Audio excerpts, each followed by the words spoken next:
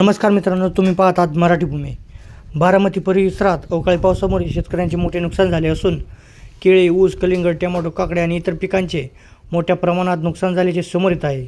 या पार्श्वभूमीवर राष्ट्रवादी काँग्रेसचे नेते जय पवार यांनी गावात भेट देणाऱ्या शेतकऱ्यांची समस्या जाणून घेतल्या आहेत व पुढे बारामतीसाठी दोन्ही राष्ट्रवादी एकत्र येणार का, हा प्रश्न विचारतात जय पवार काय म्हटले हे आपण पाहूया.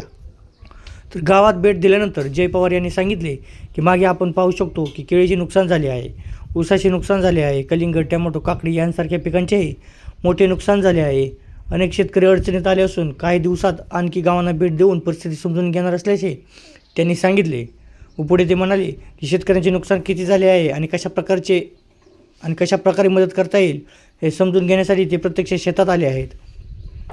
जय पवार यांनी सांगितले की शेतकऱ्यांच्या अडचणी समजून घेतल्यानंतर ते वरिष्ठ नेत्यांशी चर्चा करणार आहेत आणि शेतकऱ्यांना जास्तीत जास्त मदत मिळावी यासाठी प्रयत्न करणार आहेत. ते म्हणाले की आम्ही सर्वजण एकत्र येऊन शेतकऱ्यांच्या पाठीशी उभे राहू आणि त्यांच्या दुःखात सहभागी होऊ. शेतकऱ्यांनी सांगितले की पंचनामे वेळेवर होत नाहीत आणि त्यामुळे मदतही मिळायला उशीर होतो. सलग दुसऱ्या वर्षी अवकाळी पावसामुळे शेतकऱ्यांचे मोठे नुकसान झाले असून त्यांना तात्काळ मदतीची गरज आहे. यावर जय पवार यांनी सांगितले की पुढील 1-2 दिवसात पंचनामे पूर्ण होतील आणि प्रशासनाची चर्चा करून शेतकऱ्यांना मदत मिळवून देण्याचा प्रयत्न केला जाईल.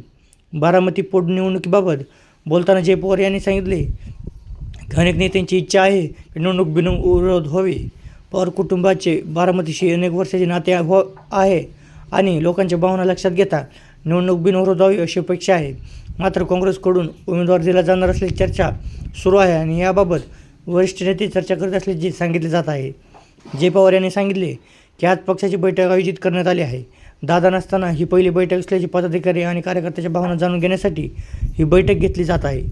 उमेदवारी अर्ज भरताना पक्षाचे मोठे नेते उपस्थित राहतील असेही त्यांनी सांगितले. विरोधकांना आव्हान देताना त्यांनी स्पष्ट केले की प्रत्येकाला निवडणूक लढण्याचा अधिकार आहे. जर विरोधकांनी निवडणूक लढवली तर त्यांना लढवावी, पण बारामतीकरांचा पाठिंबा पवार कुटुंबालाच राहील असा विश्वास त्यांनी व्यक्त केला. अजित पवारांशिवाय निवडणूक होत असल्याबद्दल बोलताना जय पवार भावूक झाले. ते म्हणाले की हे खूप दुःखद आहे आणि या विषयावर जास्त बोलणे योग्य वाटत नाही. अपघात प्रकरणावर बोलताना त्यांनी सांगितले की अंतिम अहवाल येईपर्यंत कोणतीही चुकीची माहिती देणे योग्य नाही. मात्र जर कोणाची चूक असेल तर त्यांच्यावर कारवाई झाली पाहिजे अशी भूमिका त्यांनी मांडली. विलिनीकरणाच्या चर्चेबाबत बोलताना जय पवार यांनी सांगितले की ते या विषयावर मोठे नेते निर्णय घेतील. कुटुंब म्हणून सर्वजण एकत्र राहावेत अशी त्यांची इच्छा असल्याचे त्यांनी सांगितले. बारामतीमध्ये एकीकडे शेतकऱ्यांचे नुकसान आणि दुसरीकडे पोटनिवडणुकीचे राजकारण अशा दोन्ही गोष्टी एकाच वेळी पाहायला मिळत आहेत. शेतकऱ्यांना मदत मिळणे आणि निवडणूक शांततेत पार पडणे ही सध्या बारामतीची अपेक्षा आहे. तर मित्रांनो, बारामतीतील शेतकऱ्यांना तात्काळ मदत मिळायला हवी का? तुमचे मत कमेंटमध्ये नक्कीच सांगा.